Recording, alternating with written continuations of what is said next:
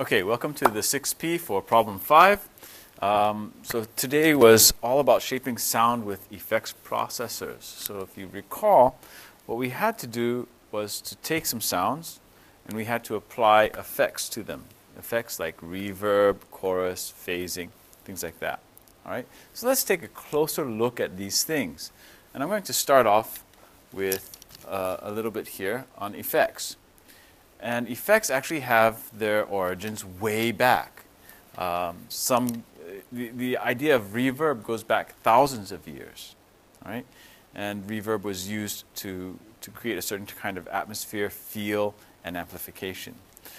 A lot of the other effects, though, only date back a few decades, and they go back to the days of tape, in which we had to use cutting techniques in order to get certain things. Fades, for example, or crossfades.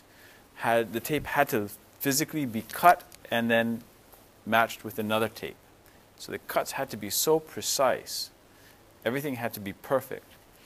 Ideas of delay, where you duplicate the tape and then you actually play it back a little bit later. Okay? Chorus effects, reverberation effects, all of these were done with using multiple copies of tape. And sometimes it required cutting, sometimes it required layering the tapes together, sometimes it required having multiple tape players playing at the same time and then feeding into another tape player so you can record the effect. It took a lot of time, a lot of effort. Nowadays, with the DAWs, we have a lot of this right at our fingertips, and you no longer have to be an expert in order to do this. All right? We use audio plugins. And so let's look at the first effect that we had today, which was reverberation. Okay? Sorry, let me get through the slides here. So reverb is the sound that you hear in a room. Right?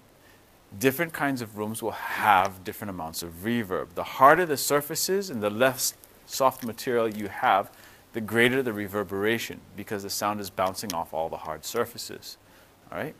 The more people you have in a room, the less reverberation there will be, because people are soft, the clothes are soft, it absorbs the sound.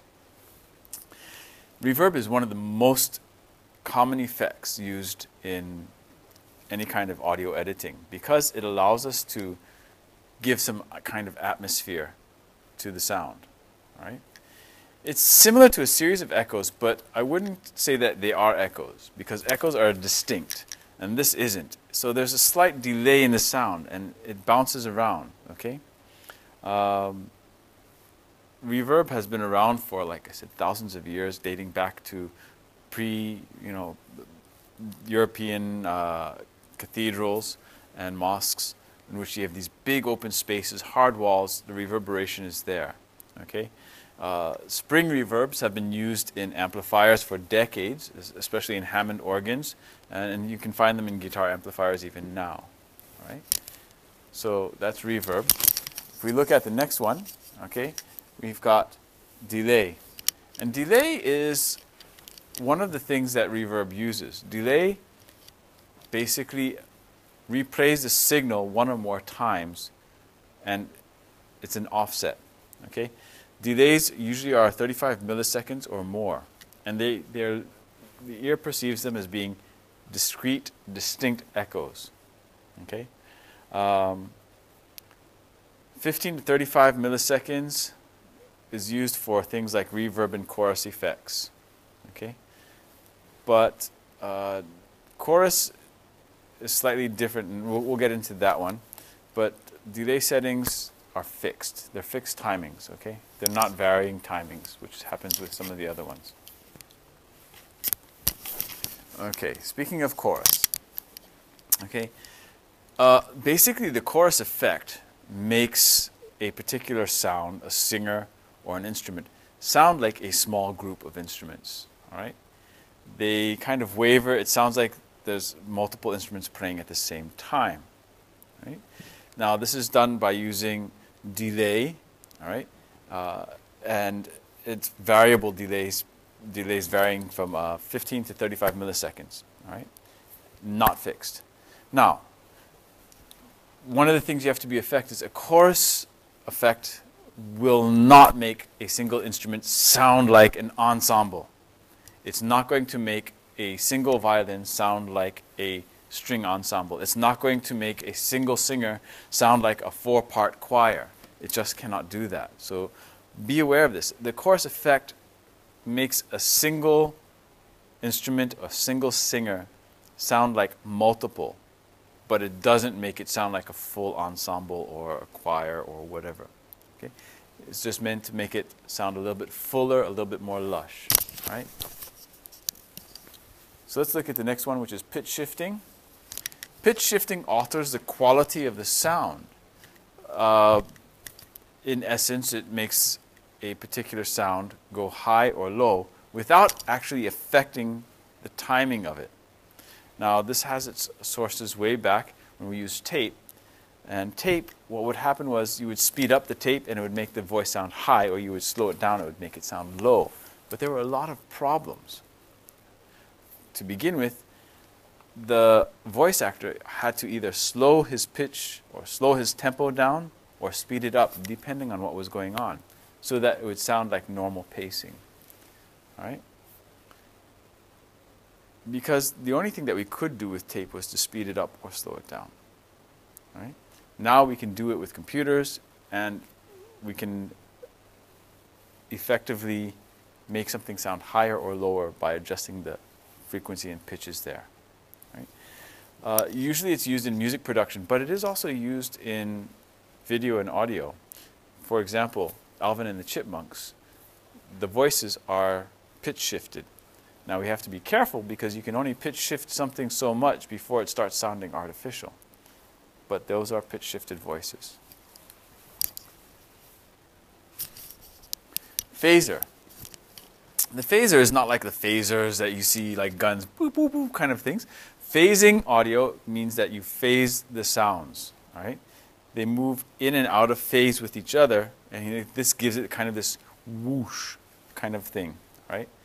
And you'll hear it moving from left to right, up and down, in and out. It's got this kind of movement feel, right? Basically, the phase is progressively shifted from 0 to 360 degrees, if you were to map this on a circle, okay, in and out of things, all right? And it can be quite random, right? But it does have that whole 360 degrees, right? When you have two signals that are going and they're out of phase, okay, then they cancel each other out, okay? And this somewhat creates that whooshing, swooshing sound that we sometimes hear.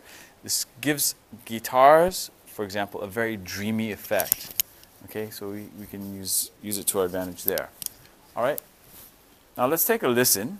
I've got a few sounds here. Let's see if you can identify which one is which. So I've got the first sound here. Let's see what we've got. Now I've let you into my life. Not gonna hold myself back. The feeling is strong. Okay, that was the first sound. What effect was it?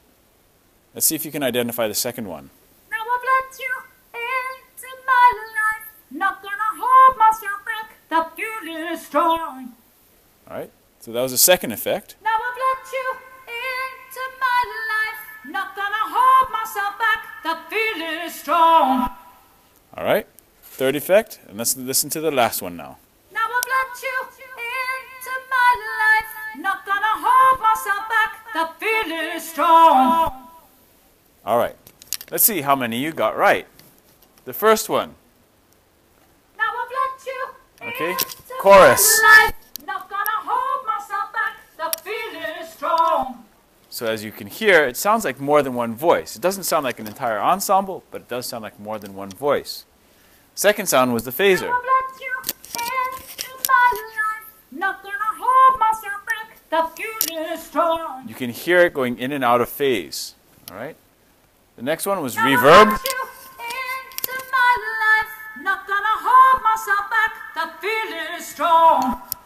And it sounds like it's being sung in a room. And the last one is delay. Now I've let you into my life. Not gonna hold myself back. The feeling is strong. So you can hear the difference between reverb and delay.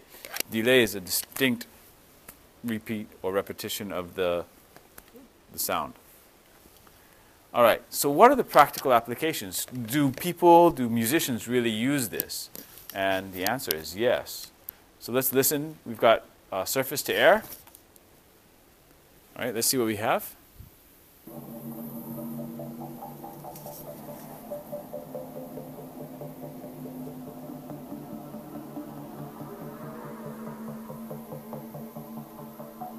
So what effect is being used in this particular sound source?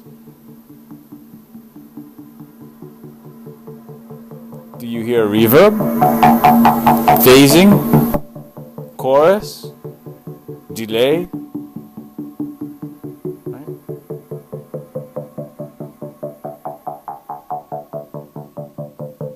Any other effects that you can hear? All right, let's listen to the next one. This is called Around the World. Let's see what effects they use in this one.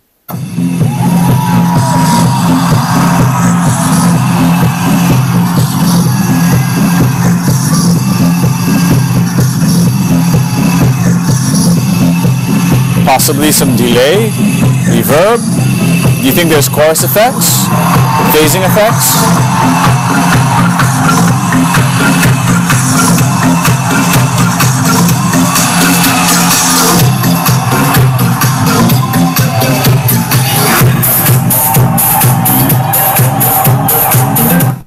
Okay, so something that DJs often use is sound effects like this. A lot of the DJ stations have these effects built in, and DJs can trigger them at will.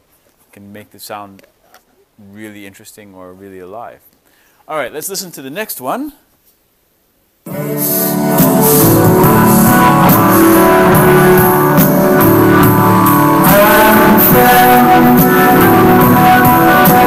Okay, hopefully this is pretty obvious.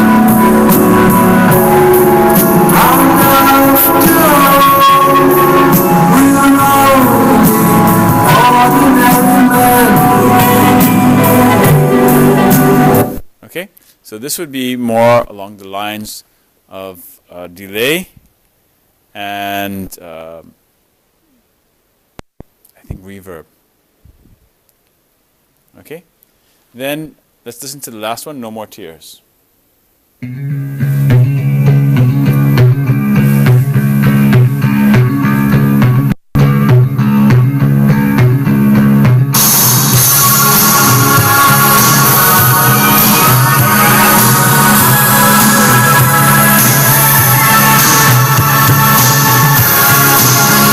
Okay, what kind of sounds are we getting in here? Do we have reverb? How about phasing? Remember, phasing is something that's used by guitars quite a lot to give it a dreamy sound or a very alternative sound. Okay. Probably not too much on the delay, possibly some chorus. All right, so now let's take a look at what we have, what we call plugin architecture. And in the last lesson, in the 6P, we had mentioned something about the different types of plugins, the RTAS, the VSTs, and AUs, and all that stuff. So what is all of that? Well, let's take a look at all of this. RTAS really stands for Real-Time Audio Suites. And this is a type of plugin that is proprietary to DigiDesign and Avid, in other words, Pro Tools. Okay? A lot of manufacturers develop these RTAS versions of their plugins because Pro Tools is the greatest, one of the biggest DAWs used in the industry. In fact, it's one of 2 industry standards. All right? So RTAS plugins have been used for a long time. Now, just recently, Pro Tools has moved now towards another type of plugin, proprietary as well, called Avid Audio, okay, or Avid Audio Extensions, AAX. All right? And this is meant to really replace RTAS. But again, it's just something that's just started up. Right? The next one we have is called a TDM, or Time Division Multiplexing. And again, this is a Pro Tools plugin. All right? It can be used by some of the other DAWs, but most of them are not capable of it. So TDMs are usually installed in the high quality studio setups. Right? And it requires special hardware. Okay? So in order for another vendor to use it, they have to get permission from Avid and DigiDesign. Now, the most common one on the regular market is something called a VST, or Virtual Studio Technology. And this was introduced way back in 1996, and it started off with Cubase, and it's been expanded to other DAWs. So a lot of DAWs now use or can use VSTs. It's now in its third version, and you also have something called VSTi, which is Virtual Studio Technology Instruments. Not really any different, but it does expand the capabilities, and now DAWs such as Ableton, Acid Pro, Cubase, Fruity Loops, Samplitude, even Audacity can use VST plugins. And lastly, we have AUs, or audio units. And audio units are a proprietary technology for Apple products. And again, as much as Avid has it for theirs, Apple has theirs, Logic Pro. And now they're in Logic Pro X. AUs are just, again, plugins that do the same thing as the VSTs that the TDMs do, and that the RTASs and AAX does. All right. Audio units are used by things like GarageBand, Logic Pro, and a few others that are Apple products. Okay, so you can actually use audio units for Mac versions of a lot of the DAWs as well. So it's a very stable platform and architecture, and so that's one of the reasons why it's still being survived. And again, as you can see here, not only is it Logic Pro, but the Apple versions of Cubase and Presonius use this. All right, so it's not just one or two softwares. All right, so hopefully now, by the end of this fifth lesson, you should have an idea of what signal processing is, what effects are, and what the common effects are. So we've got reverb, we've got chorus, we've got phasing, right? We've got delay, okay? You need to be able to know these things. You should be able to configure a channel strip now. So you have your track that you bring in, and you should be able to go to the mix window, which gives you those channel strips, those vertical strips. It's got the little fader on there, and be able to add in an effect. All right? You should be able to alternate between the dry and wet versions, okay, or the active and inactive. You should be able to apply the effects to achieve whatever and play around with the settings. All right?